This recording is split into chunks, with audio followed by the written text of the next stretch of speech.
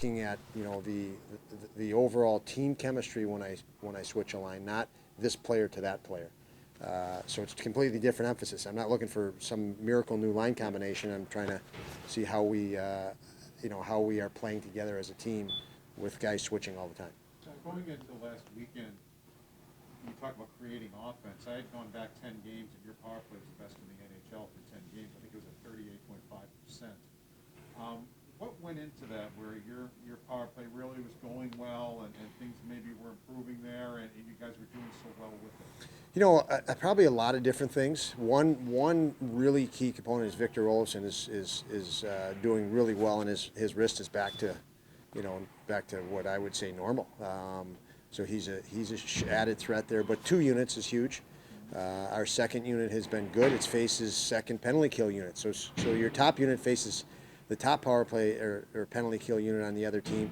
So we've really concentrated on spreading the wealth as far as skill. And the joke behind the scenes is there's not a second unit because we think both can score. So we've set it up that way, and I think we'll be able to do that in the future. Is have that again, because typically the top power play unit is facing the top penalty kill unit. So if you can get a good second unit, the offset might be better there. And I think we've seen quite a bit of that in the last while, which is exactly what we want. And like you have shooters on both units. You have setup guys, like Casey and Krebs on both units. I mean, it seems like you've kind of settled on units where combinations seem to work well, and you have different elements, maybe. Yeah, and to that end, Paul, we do have shooters and passers on both units, playmakers, whatever, but we still want to, like our 5-on-5 game, have all this interchangeable. So, if in the middle of a game and Thompson got stuck out for a minute and a half shift, but his other 4 power play guys are ready to go, you saw us a couple times, we just shifted Darlene with the other power play unit, and we're okay with that because Yoki can just go and slide right in there with the next unit, and we need to build that way. We hope to have these players for a long time.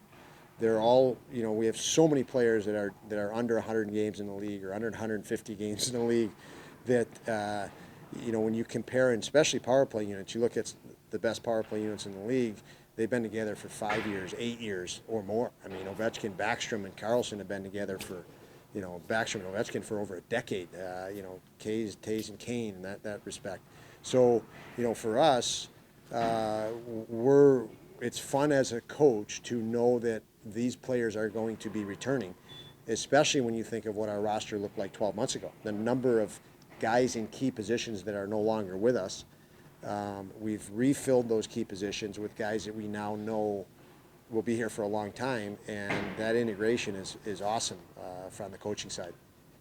When you move a guy like Casey Mittelstadt to the wing from center, I guess he was back in the middle today, but Sunday he played wing, but yeah. So if he was back in the middle today, it was just those guys interchanging, him and Krebs, which is good. But it was nothing that I said, Casey, shift to the middle. So. But what does that do for a player when you shift him to the wing? Does it take pressure off him? Like, what does it create for him, maybe? I think that's a good question, Bill. I think it can only be answered by the player. And if the player's only played center his whole life, it's going to be a big stress if he shifts to the wing and vice versa. Again, we're trying to get to the point where these guys are natural at all 3 forward positions, or the defensemen are natural on either side, and it's a matter of reps. They'll be natural. They have enough skill. It's just they haven't had enough reps at it. Maybe they've been a center for the last 5 years, and when we shifted Tage to center, I knew if I get him reps, the more reps I get him, the more comfortable he's going to get, obviously. So it really is that. These guys all have enough skill to play each position, and there's enough intrigue with Casey on the wing and with Casey in the middle, and vice versa. So we're going to keep that moving. Krebs is at center now. I do want him to be able to play wing as well. So, there's only 4 games left, but next year that'll probably be the case. Maybe he's on a wing with Thompson and Skinner. Krebs is for a while. I don't know, but I certainly wouldn't be opposed to it or afraid of it.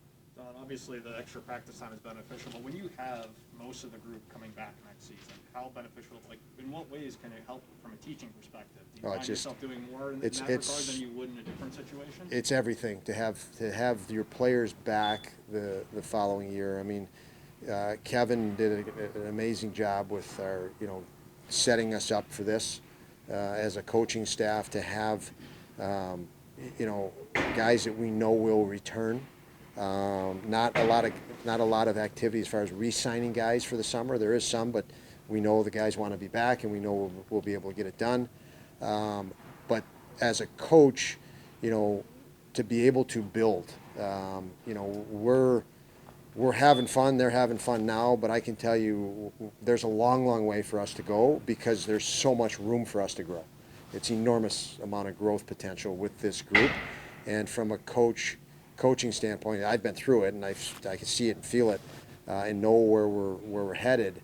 So to have this group back, I can have that vision. It's so clear in my head that it's exciting to know they're coming back. We will build on wherever we leave off the season. We will be able to build on it pretty quick, and is my feeling, because we have such great continuity with our, player personnel.